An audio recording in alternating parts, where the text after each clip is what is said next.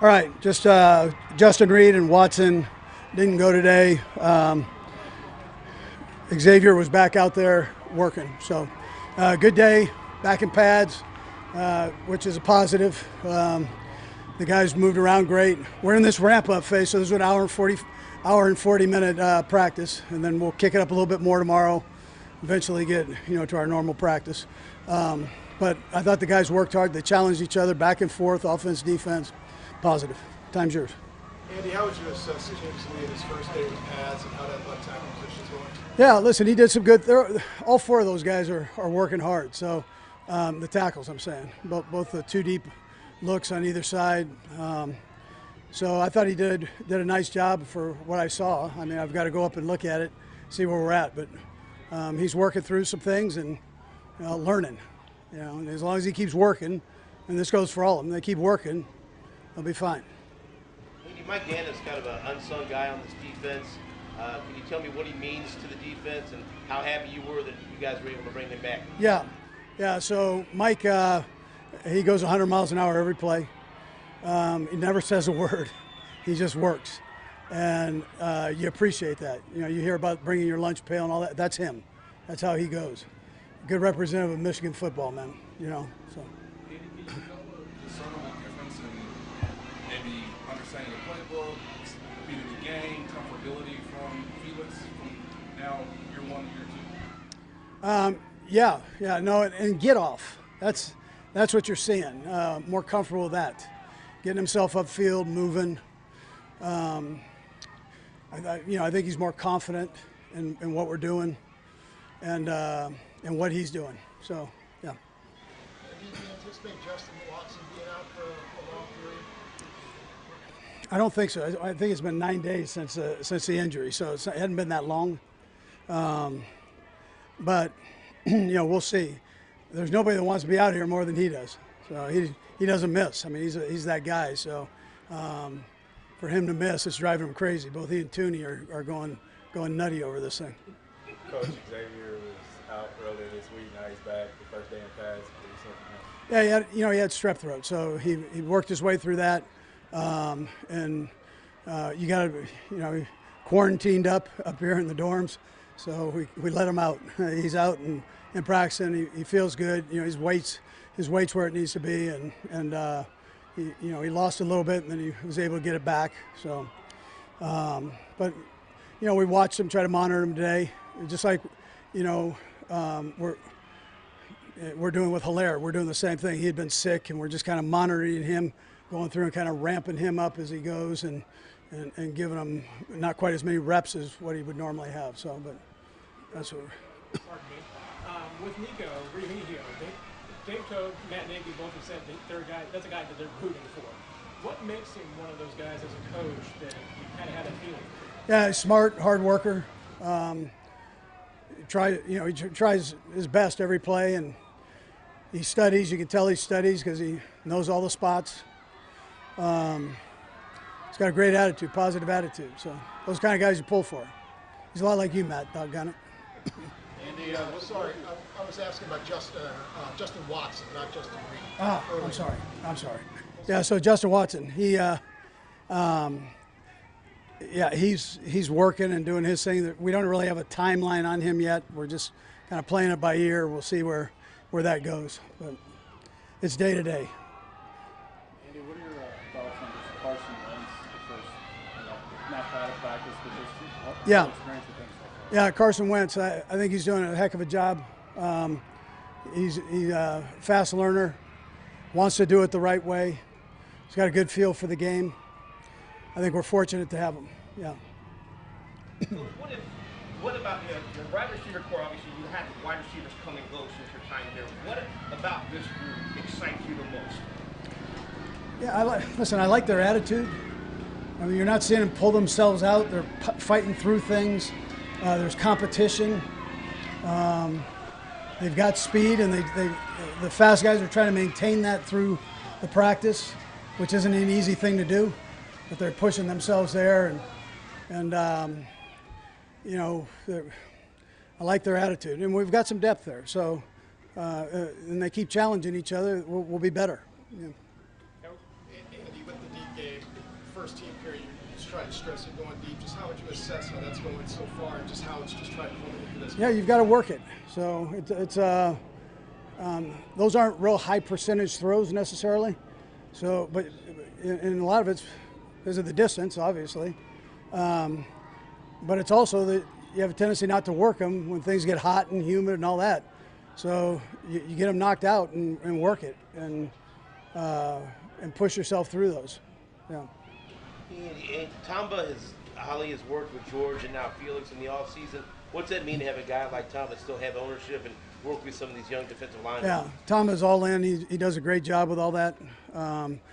He does the martial arts things with him, judo and all that, jiu-jitsu. And probably none of them can whip him. So he's pretty good at all that stuff. But I think it's great. It's great exercise. And you want to find out about, how you can handle your body and through endurance and when being physical, that's a good way to go. Okay. Thanks, guys. All right, we good? Yep.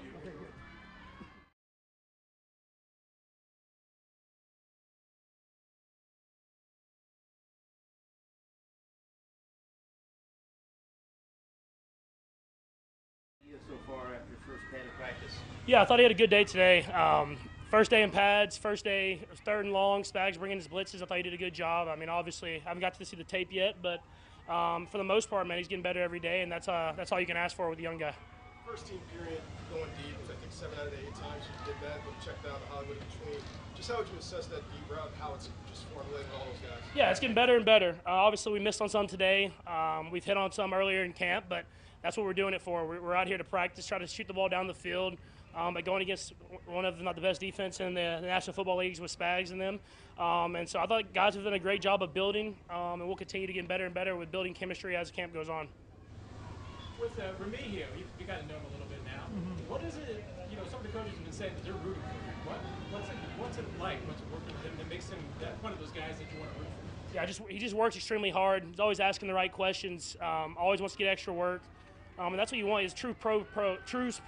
And so he just comes to work every single day with a smile on his face. He wants to work hard and get better and better. And it's not like he's going out there and hating on someone else, man. He wants everybody to get better with him. And I think that's why everybody loves him in that room. And he's seen the positive signs coming every single day, and he continues to get better. Great players use things that are, around just as motivation. Yeah. I know you've probably seen the video of the Raiders with the Muppet of you. Is that something that you kind of compartmentalize and use when you get ready to play them? Yeah, I mean, it's still early in the year. Kind of stuff like that happens. It'll get handled when it gets handled.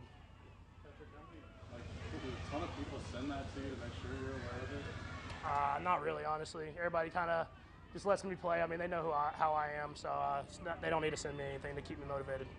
What have you seen just from what stands out about the wide receiver group overall, and specifically getting Hollywood Brown out here in the first day? Yeah, I think what impressed me so much about Hollywood is everybody told me he was a fast guy, but no one told me like how much he can actually do on the football field, and you can see it. I mean, he can run those over the middle routes, he can run really good routes, and he can run deep. It's not like fast is the only thing that he can do, and you've seen that really transpire over these last few days of practice, and he keeps getting better and better. And as well as the other receivers, you just see the speed that we have and how it's opening up everybody. And then even seeing Rasheed and how he's kind of taking that next step. I mean, it's a great group that all mesh well together. And so I'm excited for their future because, the sky is the limit. What is the progress you've seen so far with Rasheed? Just maybe even working him more, obviously downfield, knowing he's such a good guy running after the catch.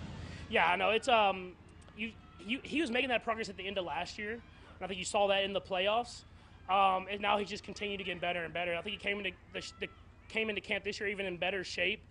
You've been able to see how much explosion he has catching the football down the field. And then obviously when he catches the football underneath, he's getting upfield fast. And I think it's going to help him a ton, just like it's going to help Trav, having those speed guys stretching the field, and then they can really work in that intermediate, medium range, and then they can catch the ball and get yak after. Something that you saw that he worked on in the offseason was his route tree and being able to stretch the field? Yeah, I mean, him and Hollywood, it's like they're just together all the time. And so you always see those videos of them working out. That's not even all. I mean, they're always together. They're always working on routes. They push each other to be great. It's been cool to see his game evolve, being around another vet receiver like that, and I'm excited for him, man. I mean, he's taking ownership of kind of being that older. I mean, he's only in 1 year late, but being one of the older guys in that room with all these young guys coming in with the most experience. And so I'm excited for him to get out there and kind of show what he's truly capable of. Patrick, a couple seasons ago, when the wide receiver position went through a transition after the departure of Tyreek Hill, you had mentioned your wide receivers were going to be like a committee type approach. What is your approach this year with this group that you have? And would you like to see one guy be that guy? Yeah, I mean, I don't know if it'll be necessarily just one guy, but I think we got a lot of explosive guys that a lot of different guys are going to have big games, but it's going to be the same few guys that are going to be those lead candidates with other guys that will step in and make plays happen. Obviously, we got Trav. Rashid's going to be another guy that works over the middle, and then I think Hollywood's going to do a great job of that. And then obviously with Xavier, I think as the season goes on, he's going to get even better and better. And you can already see the talent. I mean, y'all saw the catch, obviously that went viral, but just running routes and doing all different type of stuff. Another guy that's not just a speed guy, but someone that plays tough, runs great routes. And so Feast did a great job of getting a lot of great receivers in there, and I don't think it's going to be hard for teams to kind of game plan one guy because we have a lot of guys that can go out there and have big games. It is early, but how's the defensive secondary playing you guys? How are they playing so far? They're playing good. Obviously, I think at the beginning when you have no pads and we had a lot of fast guys, we surprised them a little bit with the speed that we had.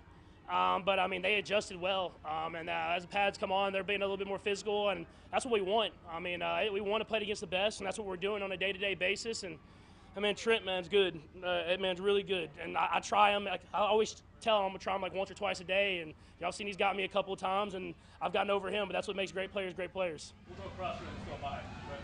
Patrick, what has stood out to you about Bobby Witt's emergence these last few weeks, particularly? Yeah, I haven't really talked to Bobby about this a lot, but it seems like every year he kind of starts playing better at this time of the year and finishes really strong.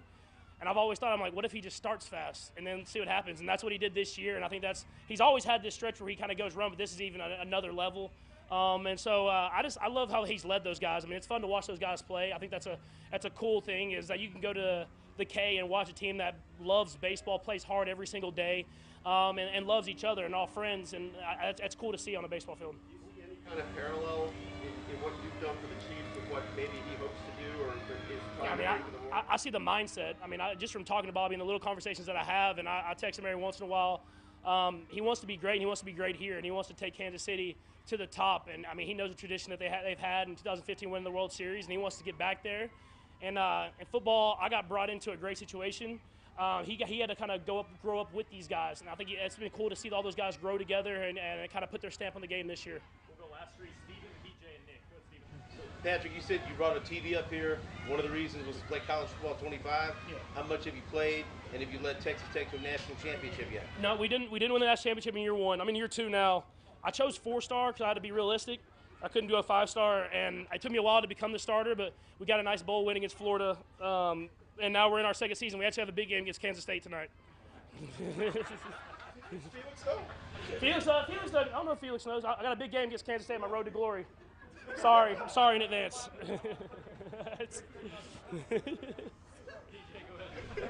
Patrick, in the run game, I mean, we see a running power, mix of stretch, toss, and everything. Just what's the goal for the run game? Yeah, the goal is to even improve on what they did last year. I mean, we have a lot of great players on the offensive line, and obviously a great running back with Isaiah, and a great running back room with Clyde coming in, and then all this competition that we have. And I think it's to improve on what we did last year, keep making those steps in the right direction, and then hopefully if we can get the pass game stretching the field, downfield even more, it'll improve the run game. That's what's going to make us a great offense, hopefully. Last one, Nick. Yeah, Patrick, with you guys, Worley, Wiley, and Brown, all that. Yeah. How did you approach getting them to see the field the same way you are? Yeah, it's just a lot. It's a lot of reps, a lot of meetings. I mean, that's with everybody, and especially with those new guys. And I just liked how they work. They've worked so far. I mean, those guys we talked to the meetings the right way. After every rep, you see me talking to those guys on the sideline, and we're getting on the same page. And all those guys have made stuff happen. You've seen Wiley make plays, you've seen Worthy make plays, and obviously you've seen Hollywood make plays. And I think it's going to be great to just incorporate those guys in the offense. Okay, thanks, guys.